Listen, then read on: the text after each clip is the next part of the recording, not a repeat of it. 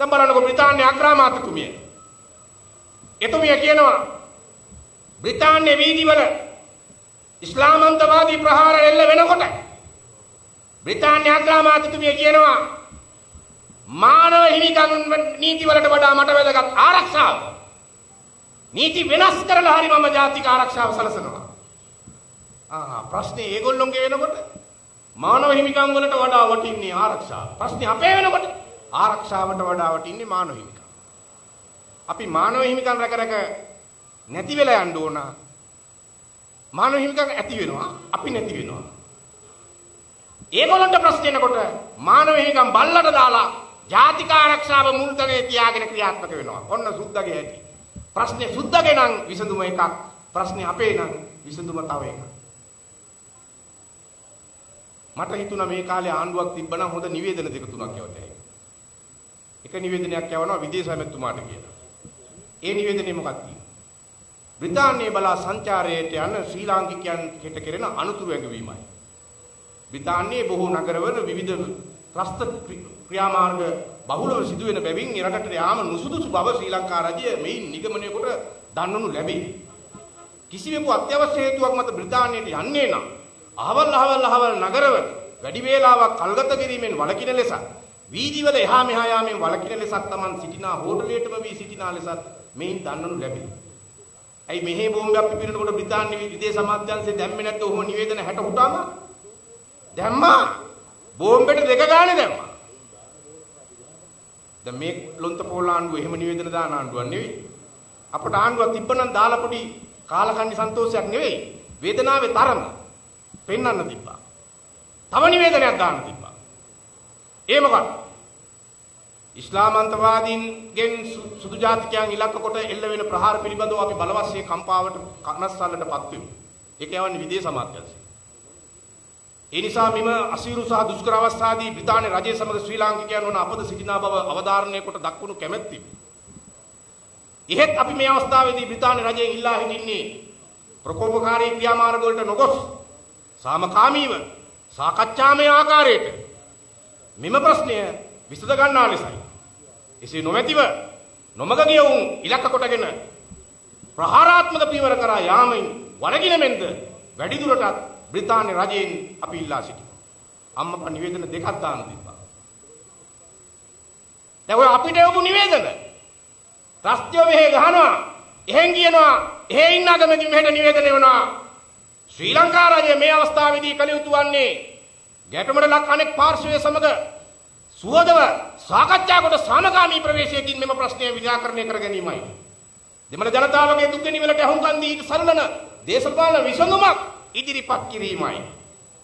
බ්‍රිතාන්‍ය රජයේ මේ අවස්ථාවේදී කළ යුත්තේ බ්‍රිතාන්‍ය ජාතික ඉස්ලාම් ජනතාවගේ වේදනාවට හේතු වූ කරුණු පිළිබඳව ගැඹුරින් සලකා බලා එම හේතු වලට පිළියම් සෙවීම විනා ගැටුමකට එරට ඇතුල් කිරීම නොවේ. ඒක අපිට යවන්න තිබ්බ මේ වෙලාවේ. ප්‍රශ්නය අනේකාගේ නම් උත්තරය දාර්ශනිකයි. ප්‍රශ්නය තමන්ගේ නම් උත්තරය සාහසිකයි. ඒක තමයි ඇත්ත. දැන් මේ තමයි එක පැත්තකින් මේ රටේ මුදුන් මුල ගලවන විදිය. මේ පොළව 2500ක ඉතිහාසයක් තිස්සේ මේ ධර්මයේ රැකගෙන ආවේ. ඒකීයත්වයක් ආරක්ෂා කරගත්ත පොළවක්. මේ පොළව ආරක්ෂා කරගත්ත රජ කාලේ ඉඳන් මේ පොළවට අනතුරු වෙච්ච හැම වෙලේම සටනෙට හිටියා මේ මව පොළවේ දූ දරුවෝ. දැන් ගහන්න හදන්නේ මුල්ලට ඒකීය භාවය අහිමි කරලා ෆෙඩරල් රාජ්‍ය බවට මේක පත් කරපු ගමන් මේ රට බෙදන්න අවශ්‍ය කරන මූලික කාරණා දෙකක් සම්පූර්ණ කරන්නයි මේ යන්නේ.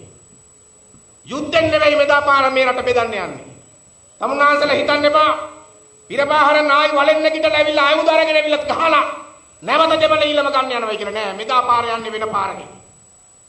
ජාත්‍යන්තර නීතියට අනුව රටකින් කෑල්ලක් කඩන්න වෙනම රාජ්‍යයක් හදන්න කාරණා දෙකක් ප්‍රධාන කාරණා දෙකක් සම්පූර්ණ වෙන්න ඕන. පළවෙනි කාරණය අදාළ භූමි ප්‍රදේශය තුල ස්වයංක්ත පාලනයක් වෙනම පාලනයක් පවත්වාගෙන ගොස් තියෙන්න ඕනේ අදාළ ජන කොටස. දැන් ෆෙඩරල් රාජ්‍ය ක්‍රම ඉඩම් බලය, පොලිස් බලය, පරිපාලන බලය, නීති හැදීමේ බලය, මුදල් බලය මේ ඔක්කොම අයිතිය තියෙන පළාත් ආණ්ඩුවක් හැදුවම පළාත් දෙකකට එකතු වෙන්න තියෙන බාධාවලුත් අයින් කරලා දුන්නම උතුරයි නැගෙනහිරයි එකතු කරලා පුට්ටු කරලා මේක ආණ්ඩුව එක පාලනය හැදුවම අන්න ජාත්‍යන්තර නීතියට අනුව සම්පූර්ණ විය යුතු කාරණා දෙකෙන් එකක් සම්පූර්ණ වෙනවා. ස්වායත්ත පාලනයක් අදාළ භූමි ප්‍රදේශය තුල පවත්වාගෙන ගොස් තිබේ. දෙවෙනි කාරණේ මොකක්ද?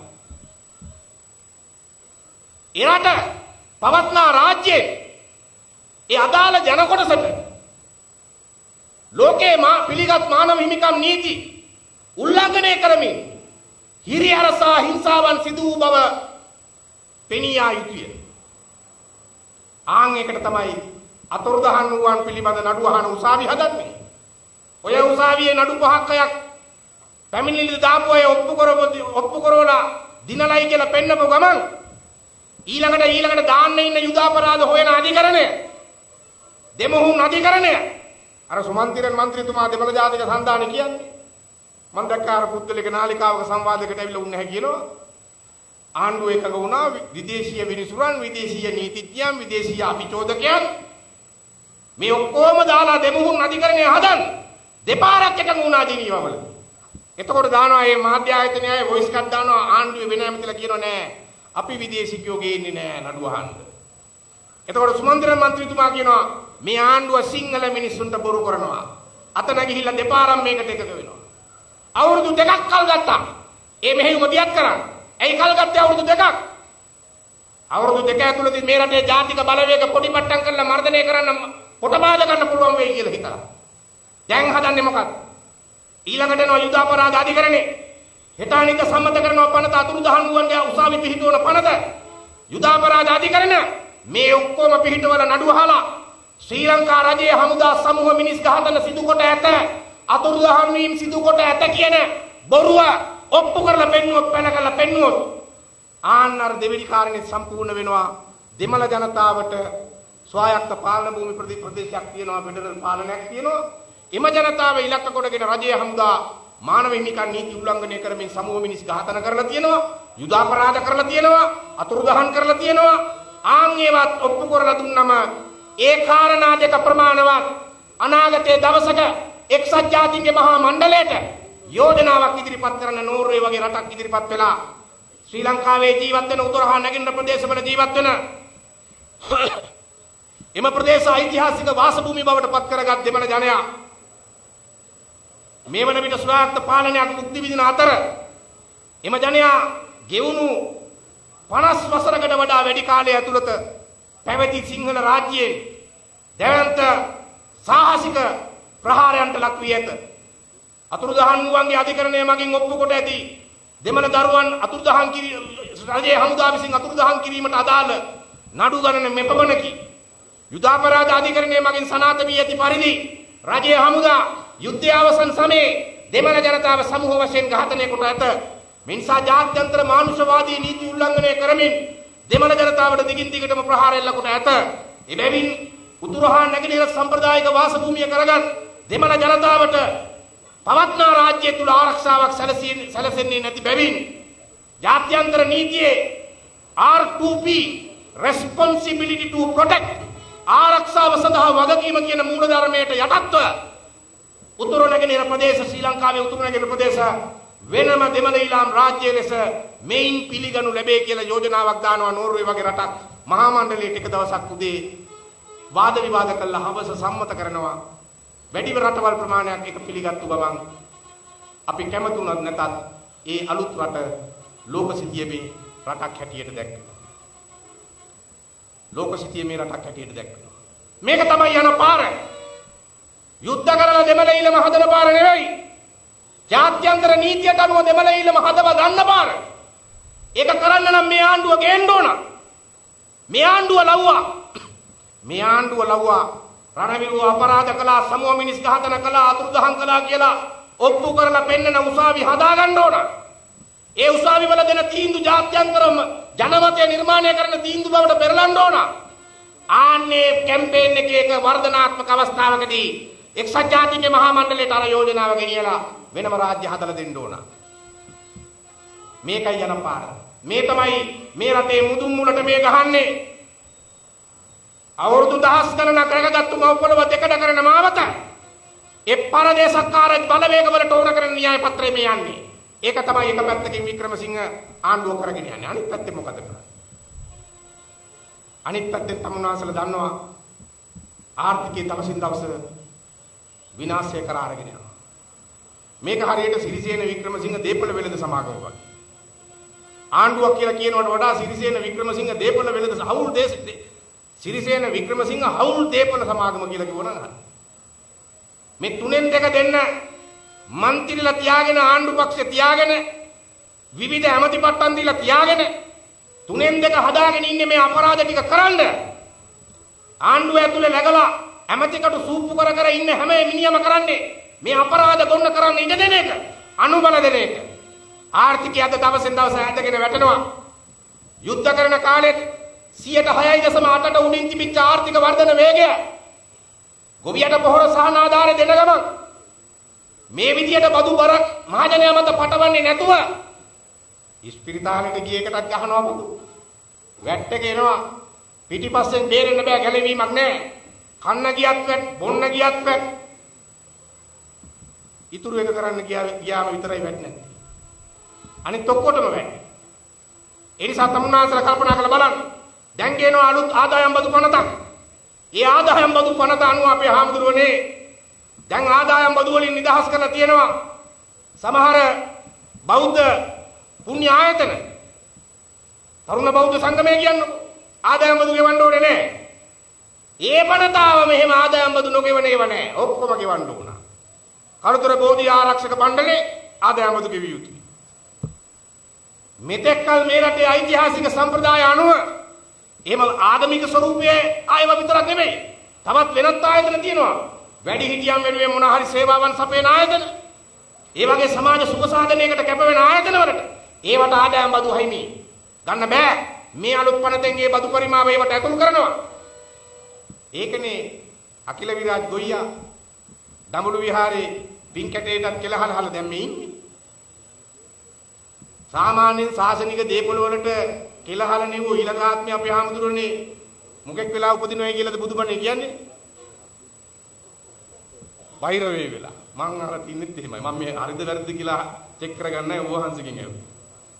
සාමාන්‍යයෙන් සාසනික දේපොළ වලට වැඩේ දෙන අයියලා ඊළඟාත්මේ උපදින්නේ බාහිර වේක් වෙලා. එතකොට මට පේන්නේ අකිල විරාජ් කාර්යවසම් මහත්යට ඉක්මනින් බහිරවාත්මයක් ලබ උදා කරගන්න ඕන වෙලා. එසේම වේවා කියලා අපි ප්‍රාර්ථනා කරනවා. කල් නොයවා. දැන් මේ පන්සලේ ආදායමට තට්ටු කරන්නේ. දැන් මං අර කියපු අලුත් බදු පනතෙන් මරණාධාර සමිතියටත් බදු වෙනවා. සුබසාධන සමිතියටත් බදු වෙනවා. රනිල් වික්‍රමසිංහලගේ කුලගණ සමිති වලට ඇරෙන්න අනිත් ඔක්කොටම එනවා. අනිත් ඔක්කොටම එනවා. කල්පනා කරලා බලන්න. දැන් මේ තියෙන බද්දක් ගෙවා ගන්න බැරුව නට්ටම් වෙලා ඉන්න මේ රටට මේ තව බදු පෝරියල් එකක් ඇදලාවම මේ රටේ ව්‍යාපාර පවතීද?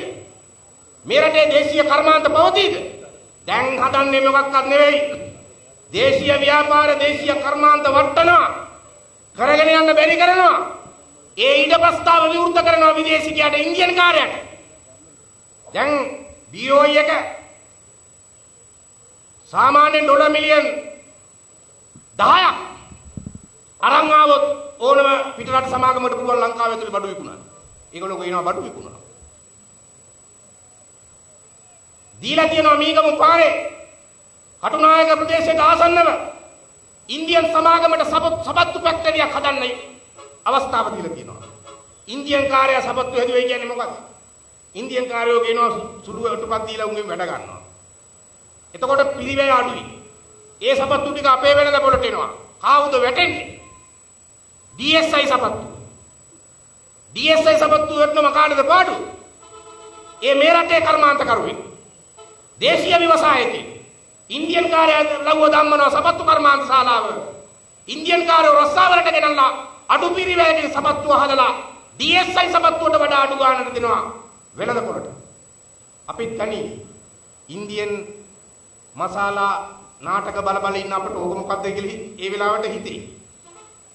7 මාර ඉඳන් 9 මාර වෙනකන් අපි ඉන්නේ ජීවත් වෙන්නේ ඉන්දියාවේ. සිතින් මහා ಭಾರತයේ ගතින් පුංචි ලංකාවේ ඉන්දියාවේ මධ්‍යම පන්තික පවුල් වල වෙන ඔක්කොම අච්චාරු ටික බලනවා. ඔළුව හොඳු මාන්දු වෙලා රැට නිින්ද යන්නේ නැහැ. පවුලෙන්ද නැගිටින්නේ මඤ්ඤම් වෙලා.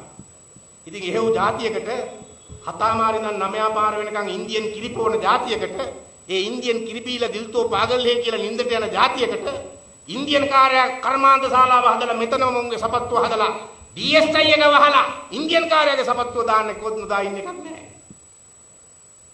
දැන් දෙනවා නුවරඑළිය තපල් ශාලාව තිබෙන ගොඩනැගිල්ල පෞරාණික ගොඩනැගිල්ල ඉන්දියන් කාර්යයකට තෝසකට දාන්න. මහනුවර මෙතන තියෙන මහනුවර තපලටයි මේ ගොඩනැගිල්ල මේකත් දෙනවා තෝසකටයක් දාන්න ඉන්දියන් කාර්යයකට. තව ගාලු දුම්රිය ස්ථානයේ මහනුවර දුම්රිය ස්ථානය මේ වගේ දුම්රිය ස්ථාන කීපයක්ම නම් කරලා තියෙනවා ඉන්දියන් කාර්යයන්ට තෝසකට දාන්න දෙන්නේ. දෙයි හාමුදුරුවනේ මේ තියෙන්නේ මහා පුරාවස්තුවක් නෙමේ භෝගම්බර හිරගෙදර කියන්නේ. මේකේ තියෙනවානේ මහා ඉතිහාස කතාවක්. මේකේ කරනව නම් කරන්න ඕනේ මේ උඩරට මිනිසුන්ගේ ඉතිහාසය පිළිබඳව තොරතුරු දැක්වෙන පුරාවිද්‍යා ස්ථානයක් බවට පත් කරන්න ඕන. මේක ඔබින්නේ එහෙම වැඩකට. හැබැයි ඉතින් සිරිසේන වික්‍රමසිංහ දීපල හවුල් දීපල සමාගමට මේවා වෙන්නේ මේ විකුණන්න ඕන දේවල්. සල්ලාල ආණ්ඩු වලට හැංගීම් නැහැ. සංස්කෘතිය නැහැ. ජාතික උරුමයක් නැහැ. රටක් නැහැ. ජාතියක් නැහැ. දරුවෙක් නැහැ. මල්ලෙක් නැහැ. මොකෙක්වත් නැහැ. තාත්තා මරුණොත් අද අවසන් කටයුතු අද හවස. ඒ තමයි සල්ලාල ආණ්ඩු වල අයියලගේ හැටි. ඒකවත් වැඩි කල් තියාගෙන ඉන්න හිතෙන්නේ නැහැ. ඇහුවම කියනවා අන්තිම කැමැති පත්‍රෙන් තාත්තා කියලා තියෙනවා ඒකයි එහෙම කළේ කියලා. ඉතින් තාත්තාගෙන් අහන්නේ නැගිට්ටෝලා තමුසේ මෙහෙම එකක් කිව්වද කියලා. මම මේ කියන්නේ කාගෙනද කියලා මම කියන්නේ දිලුම් දන්නවා. එහෙම අයියලා. එහෙම නාඩි වැටෙන්නේ නැහැ. එහෙම හෘද සාක්ෂියක් නැහැ. එහෙම නාඩි වැටෙන්නේ නැහැ. එහෙම රණක් අතර තමයි අද මේ රටේ පාලන බලය දීලා තියෙන්නේ.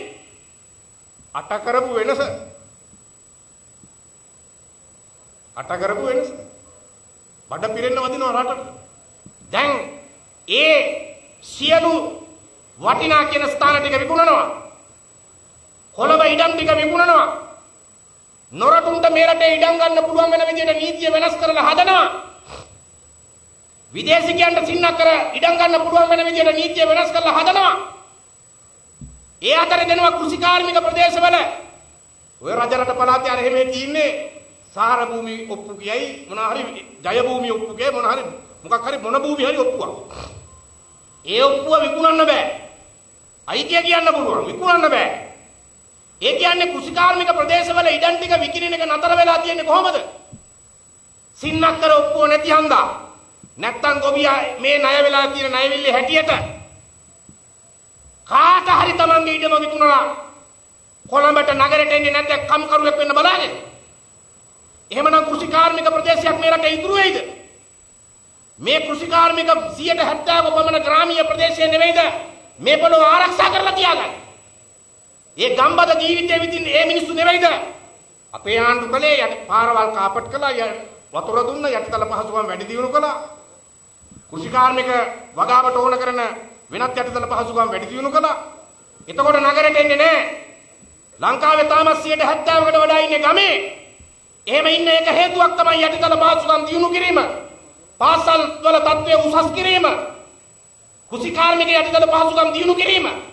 ඒ ඔක්කොම කරලා මේ මිනිස්සුන්ට ගම අතහැරලා නගරෙට ගාල් වෙන එක නතර කළා. වෙන රටවල් වල ඕක උනේ නැහැ. නගරේ දියුණු වෙනකොට ගම අතාරිනවා නගරෙට එනවා. නගරයට දරා ගන්න බැරි මහා ජන ගංගාවක් නගරේ ගොඩ ගැහෙනවා.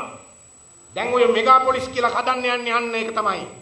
දරා ගන්න බැරි මිනිසුන් ප්‍රමාණයක් ඔසවා තබාගෙන සිටින නගර සහ මිනිසුන් නැතුව හිස්ව තිබෙන ග්‍රාමීය ප්‍රදේශ. මොකටද මේ ගොවියට ඔප්පුව දෙන්නේ?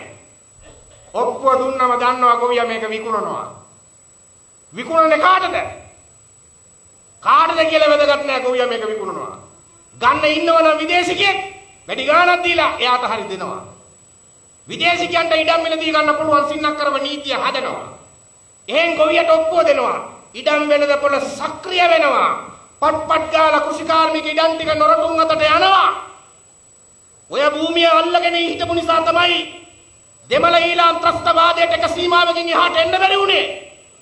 අපේ ගම්බද මිනිස්සුන්ගේ ගම්බදට තමයි කිව්වේ මායිංගම්මාන කියලා. ඕවා විකුණලා දාලා ඇවිල්ලා හිටියනම් නොරටුන්ට දීලා ඇවිල්ලා හිටියනම් එක මායිංගමක්වත් නැහැ. ඒ කියන විදිහේ ත්‍රස්ත තර්ජනයට මුහුණ දීලා අල්ලගෙන හිටපු ගම්බාන ඉතුරු වෙන්නේ නැහැ. එදා ඔක්කොම තිබ්බනම් ඕවා විකුණලා එනවා. දැන් මේ දෙන්නේ ඔක්කොම ගොවියට ආදරයට නෙවෙයි. ගොවියා ඔක්කොම විකුණන තැනට තල්ලු කරනවා. දෙයහමඳුරෝනේ වී වගාවට දීලා තියෙන පරිප්පු හැටියට ගොවිය කොහොමද දැන් ඊටම විකුණන්න නැතුව ජීවත් වෙන්නේ? කෘෂි කර්මාන්තය හතර ගාතෙන් වට්ටලා ඉවරයි. වගා පාලුණා නියගෙන් ආධාර දුන්නේ නැහැ. ලොකුවට කියනවා අම්මපා එක වෙනසක් වුණා. කැබිනට් ප්‍රකාශ කළ 3ක් හැදුනා. 3 ඉඩියට්. කලින් මොකක් වුණත් එක කැබිනට් ප්‍රකාශකයා එක ආණ්ඩුවකට හිටියේ. දැන් මේක ආණ්ඩු 3ක් තියෙනවා. එකක් සිරිසේනගේ ආණ්ඩුව. ඒකට ඉන්නවා ලසිත් මාලිංගත් එක්ක මේ දවස් කලින් සුසන්තිකාත් එක්ක රණ්ඩු වෙලා දැන් ලසිත් මාලිංගත් එක්ක රණ්ඩු වෙන අපේ දායසිරි ජයසේකර ඇමතුමා. එතුමාට ක්‍රීඩකෙක් හරි ක්‍රීඩිකාවක් හරි කොක්කක් නැතුව ඉන්නම් බෑ වගේ. එක්කෙනෙක් කියා ඊළඟ ආණ්ඩුව රනිල්ගේ. ඒකට ඉන්නවා ගයන්ත. මම මේ කල්පනා කරන්නේ රාජ්‍යත්‍ය අයිති කොයි ආණ්ඩුවටද කියලා. මට වෙන්නේ රාජ්‍යත්‍යකෙත් වෙනම ආණ්ඩුවක් තියෙනවා. මෙන්න ඔත්තරයි උනේ. එක කැබිනට් ප්‍රකාශකයෙක් දාගන්න බැරි ආණ්ඩුවක්.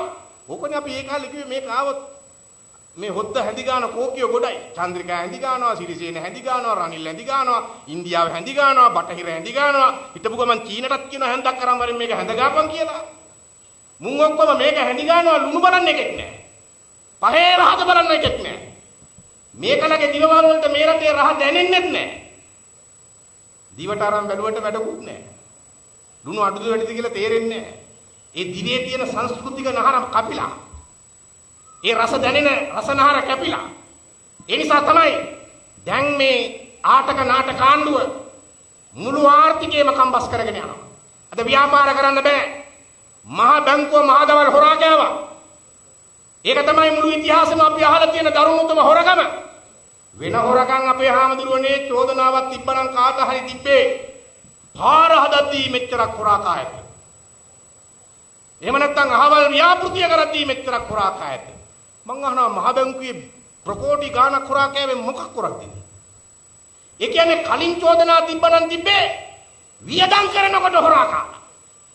මොකක් හරි හදනකොට හොරා කාලා. මේ තමයි ආදායමෙන් හොරා කාලා. ඒ කියන්නේ වියදම් කරන්න ඕනේ නැහැ. ආදායමෙන්ම පටන් ගන්නවා වැඩි. දැන් මහ බැංකු බැඳුම් කර කියන්නේ ණයනේ. රජයට ගන්න ණය. ණයක් කියන්නේ ඒක ආදායමක්. ණය ගන්නකටම ගහනවා මාටියා. ගන්න ණයනුත් මාටියා ගහනවා නම් වියදම් කරනකොට ඒ මුදල කොහොම මාටියා ගහයිද? දැන් බලන්න මේ බැඳුම් කර තක්කඩිය ඉන්නවා කිසි අවුලක් නැහැ. ඇලෝසියස්ලා මහේන්ද්‍රන්ලා කිසි ප්‍රශ්නයක් නැහැ. කිසිම ප්‍රශ්නයක් නැහැ. දඹුරු විහාරේ තමයි ගිණුම් පරීක්ෂාව. ඇලෝසියස්ගේ ගිණුම් පරීක්ෂාවක් නැහැ. ඇලෝසියස්ගේ ගිණුම් පරීක්ෂාවක් නැහැ. પાස්පෝර්ට් එක ගන්නෙ නැහැ අර්ජුන මහේන්ද්‍රන්ගේ. සිංගප්පූරු પાස්පෝර්ට් එක. දැන් හොරා කාපු සල්ලි වලින් රූපවාහිනී නාලිකා දෙකක් අරගෙන තියෙන වක්‍රාකාරව. නීත්‍යානුකූලව පරණ අයිතිකාරයෝ අතේ තියෙනවා. හැබැයි මිලියන ගානක ණයක් දීලා ඒ ණයට අනුව ගිවිසුමක් ගහලා ගිවිසුම අනුව ප්‍රවෘත්ති සහ අනිකුත් අංශ ඒගොල්ලෝගේ පාලනයට අරන් තියෙනවා. මෙතනක් තියෙනවා.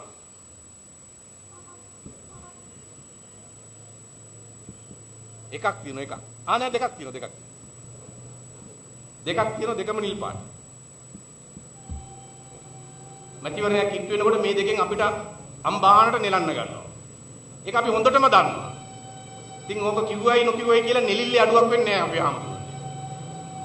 දැන් ඉතින් අපිට නෙලලා දැන් ගානකුත් නැහැ. මෙච්චර කාල හොඳට නෙලපුවට පිටාල්ල දැන් පිට දැනෙන්නේ නැහැ. ඕන නෙලිල්ලක් නෙලහලා. මේක තියෙනවා මේක තියෙනවා. මේ දෙකම ආදාරන්ති. කෙලින්ම අරන්නේ. කෝටි ගානක ණයක් දීලා ණය මගින් ගිවිසුමක් ගහලා ගිවිසුමෙන් පාලනය අරගෙන ඊළඟට දැන් පත්තරයක් ගහනවා. මං අහගෙන පුදුම හිතන පත්තරේ කියලා පෝස්ට් එකක් ගහලා තිබ්බයි පත්තරේ. පුදුම හිතෙන්නේ. පුදුම හිතන හොරකමකින් සල්ලි හම්බ කරලා ඒ හොරකම් කරපු සල්ලි වලින් පුදුම හිතන හොරකමකින් හොයාගත්තු සල්ලි වලින් ගහන පත්තරේ පුදුම හිතන පත්තරයක් තමයි. පුදුම හිතන පත්තරයක් අම්මපා.